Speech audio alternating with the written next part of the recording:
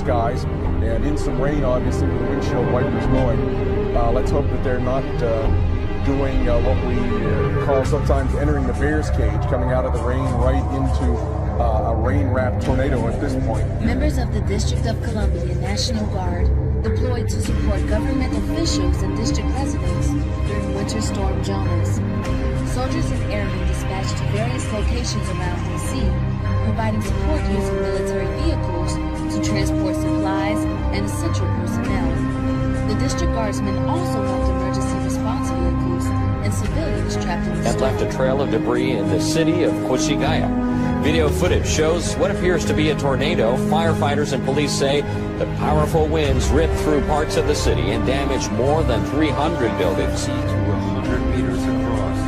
It was one of the largest tornadoes ever in Japan. Scientists at Japan's meteorological agency have surveyed the damage.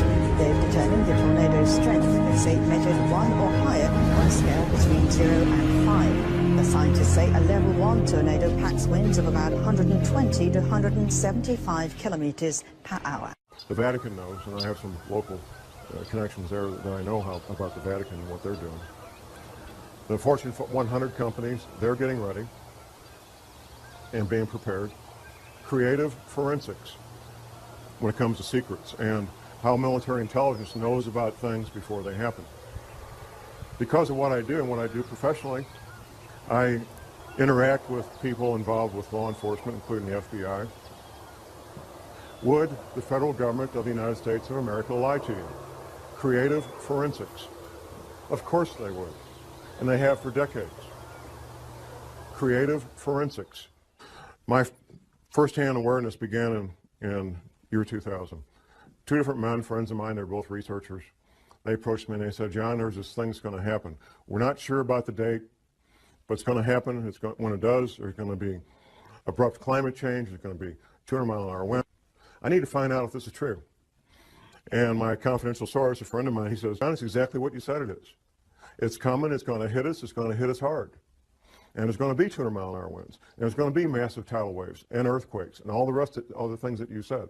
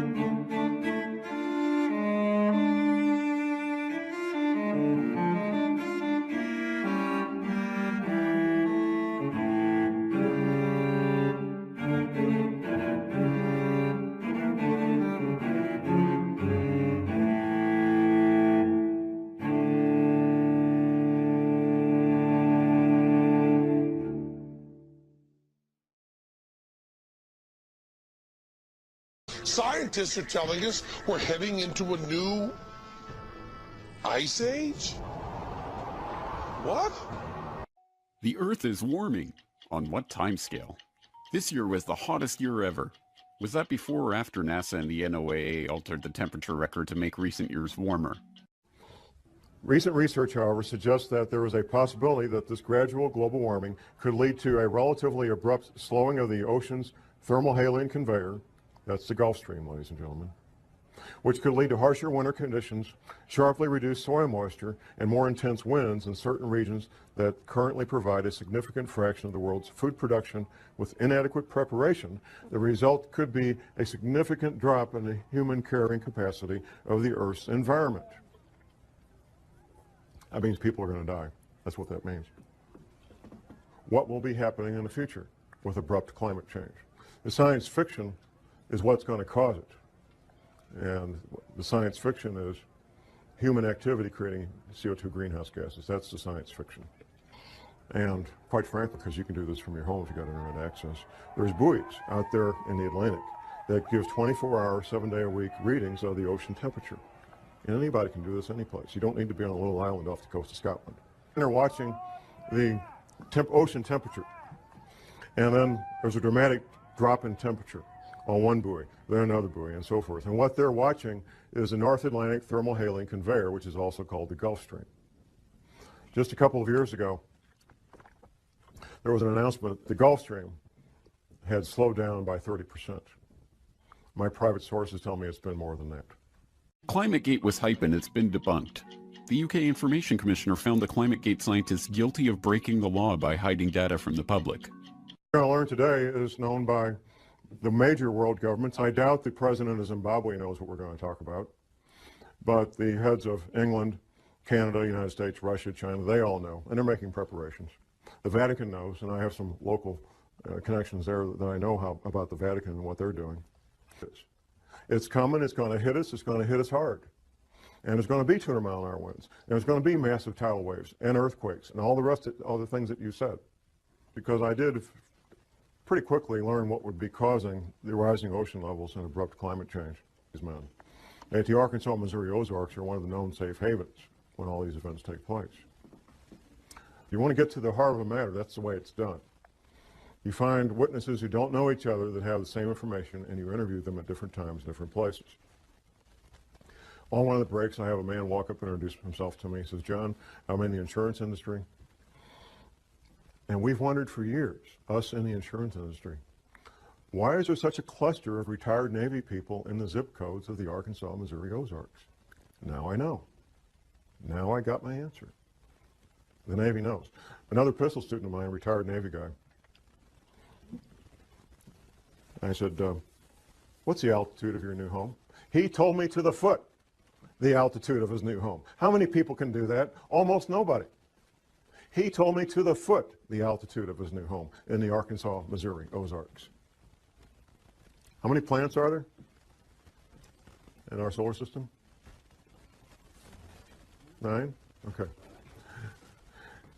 I've announced the finding of the 10th planet, named Xena. Do a Google search. They did. Don't take my word for it. NASA announced the finding of the 10th planet, named Xena, 29th of July, 2005. Parade magazine and the Sunday newspaper. It was the front cover of the January 15th, 2006 edition. Models project a temperature increase of over 2 degrees this century. And these same models overestimated warming over the past 15 years by 400%. After the NASA press announcement in July of 2005, he calls me up and he says, "John, you're not crazy. There really is a 10th planet."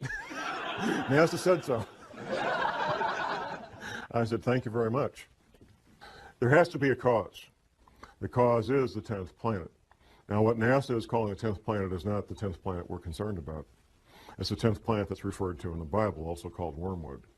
The closer you are to the current equator, whatever that might be, the better off you are when these things happen, if there's a pole shift, because your climate's not going to change all that much. If you're in Miami, Florida, and we have a 20-degree pole shift, you're not going to end up with a really, really bad winter. You're going to have a mild winter. But if you're in Maine and you got a 20-degree pole shift, you could end up with the weather of Siberia real easy. And when this 10th planet comes through our solar system every 3,600 years, it just causes severe problems on our planet, interacting with the Earth electrically and with gravity both.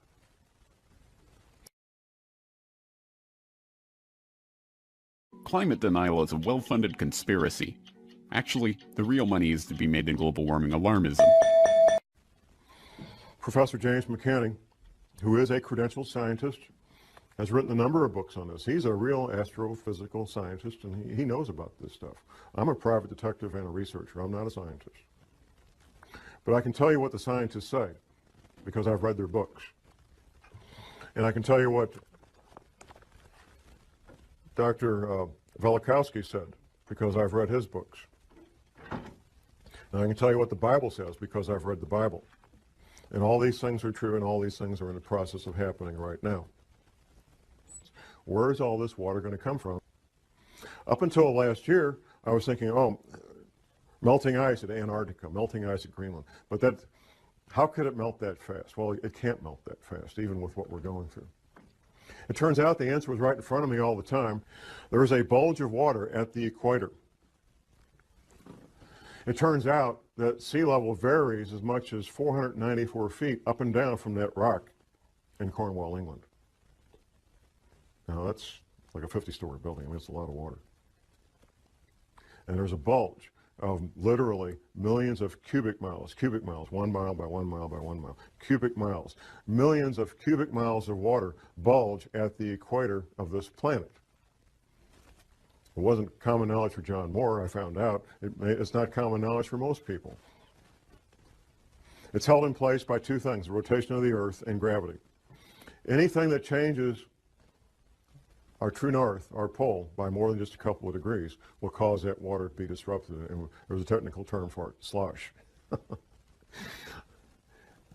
And there's records locked up in bones and stone of this having happened in the past. Velikowski talked about it extensively in his books. Now, from Washington, D.C. to Boston is basically one big city. All that's going to be gone. Going down the coast to Atlanta and down to Florida. Florida, the highest point in Florida is on the Panhandle, 55 feet above sea level. Florida's finished, except for a small part of the isthmus, maybe. And that's a big maybe. Gulf Coast, Alabama, Louisiana, Mississippi are pretty much going to be gone. In fact, the new mouth of the Mississippi will be at the current Arkansas-Louisiana state line, a couple hundred miles up from where it is right now. Going down around the coast of Texas, Texas will take damage about 100 miles inland. California will take damage 25 to 100 miles inland, depending on a couple of things, the level of the altitude above sea level and seismic activity. On up the west coast to Oregon and Seattle, all coastal areas being damaged 50 to 100 miles inland. And once again, seismic activity is going to play a big role in what happens. Locally in the Midwest, we have something called the New Madrid Seismic Zone. Once the Mississippi River becomes 50 to 100 miles wide, the U.S. Navy, not John Moore, the U.S. Navy says it will trigger at least 3 9-point-plus earthquakes on the New Madrid Seismic Zone. Southern Illinois will basically be one large swamp. In fact, southern Illinois is already pretty swampy. If you fly over the Mississippi River right now, you can see where the river used to be. You can see where its banks were at one time. A much, much larger river than it is now.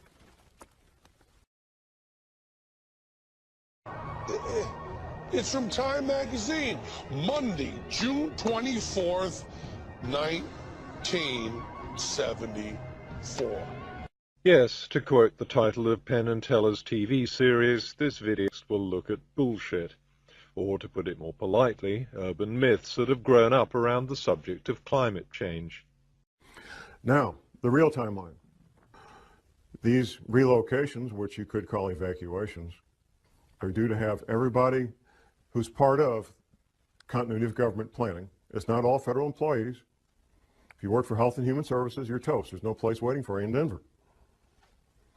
People in the intelligence agencies, people in certain parts of the military, not all the military.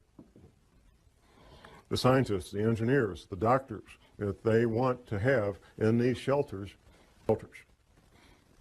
These shelters are literally hundreds of millions of your tax dollars where people can live and work and have hot showers and pizzas and video movies for years without ever leaving the place and be quite comfortable. And then what we sometimes refer to as a New World Order which will be basically corporations running everything, banks and corporations, they fully expect to come out on the other side of this intact. The agendas of the people that control the world, the international bankers and the Fortune 500 and so forth, is to have a planet with far less people on it than there is now, either inadvertently through these earth changes or by design, through World War III, a flu pandemic, or severe economic collapse leading to societal disruption, or all three happening at the same time. What we're living in right now is as phase one. Phase one is where normal commerce takes place. We can have our careers, interact with our families and our social events that we normally do, and life appears to be normal. The powers that be are using phase one to finish their final preparations. Phase two will be when these earth changes events, abrupt climate change, bizarre weather, earthquakes, tidal waves, all become so numerous that they become daily news. In fact, when I meet people out in the street, almost everybody comments on how bizarre the weather has become. And that's pretty much a topic of daily discussion. The government, the powers that be, will claim that these bizarre weather-related events are related to global warming. And when they're happening, that we need to start cutting back on our creation of CO2 greenhouse gases. As these events become more severe, you're going to hear more and more men with lab coats from NASA talking about global warming being caused by human activity, and that it will be better and everything's going to be okay. So you can go back to your baseball games and go back to work Monday morning. Things are going to be fine. That's phase two. I looked at the science of climate change and real research done by experts on both sides of the issue. Now it's the turn of the amateurs. Now, I love Penn and Teller, and I appreciate that bullshit is supposed to be entertainment. But this claim also pops up in internet blogs and even mainstream media. This is Time magazine in 1975. Another ice age is coming. We're all going to die. And this is Senator James Inhofe, who not only cites Time, but also this 1975 story in Newsweek. George Will cites a 1975 article in the New York Times. And Michael Crichton makes the claim on page 315 of his book, State of Fear. In the 1970s, he writes, all the climate scientists believed an ice age was coming. But these are all popular newspapers, magazines, and novels, not scientific journals. It's from Time magazine. So what, Penn? Time magazine isn't peer-reviewed. It's just as capable of misreporting and sensationalizing stories as any other magazine. Don't just take my word for it. Read the story and tell me exactly where this claim about an ice age comes from. 5 people, all scientists, were named in the story. They all agreed that the Earth had been cooling. Sure, that was evident from the temperature data. But not one of them substantiated Time's line of an impending ice age. And one of them even said the period of cooling was about to end. So where did Time get the idea an ice age was coming? Well, the magazine had to resort to an old journalist trick of inventing a pack of unnamed and unquoted sources. Climatological Cassandras are becoming increasingly apprehensive. That may be, but why couldn't Time magazine find one of these climatological Cassandras? Perhaps because they weren't as numerous as the headline and the hype suggest. The question is, how many climatologists in the 1970s did accept this conclusion of a coming ice age? If you want to find out, it's no good thumbing through Time and Newsweek. Boring as it sounds, you have to look at the scientific literature. Phase 3 will be a relatively short period of time. It may be a matter of a few days, maybe a week. It won't be long. At some point, people will realize that things are very strange and very dangerous, and they'll start doing things they normally wouldn't do. Most men, and it's mostly men because of the nature of the work they do, some women, who know about what we're talking about today, just simply go about their lives and keep quiet about it. They're not public speakers. They take care of their family, they take care of themselves, and the rest of you are on your own. Phase 4 will be the end of the world as we know it. Once these oceans come up, the infrastructure that supports normal human activity will be wiped out. The housing where 100 million people live will be damaged and or destroyed. The potable water that these people rely on will no longer be potable. The food that they rely on to eat will no longer be available. It will not be a pretty picture. Martial law will be instituted probably before that, which brings to mind these other scenarios. What are you looking at? You're looking at curfews. The curfew could be from 10 o'clock at night to 6 a.m. The curfew could be 24 hours a day. Restrictions of sales of firearms, ammunition, and alcohol. Rationing of fuel, rationing of food, potable water rationing, possibly rationing of electricity. We've seen that in Iraq a lot, depending on what's going on. Martial law is not a fun thing to be part of or live under, even if you're part of the occupying force, because it changes your life. And the Navy says these oceans will come up over a period of about 30 days. Once these events get in motion, these water levels, these oceans, these tsunamis, tidal waves will take place over a period of about 1 month. Altitude. The Navy says that everything 100 feet sea level and below will be completely destroyed.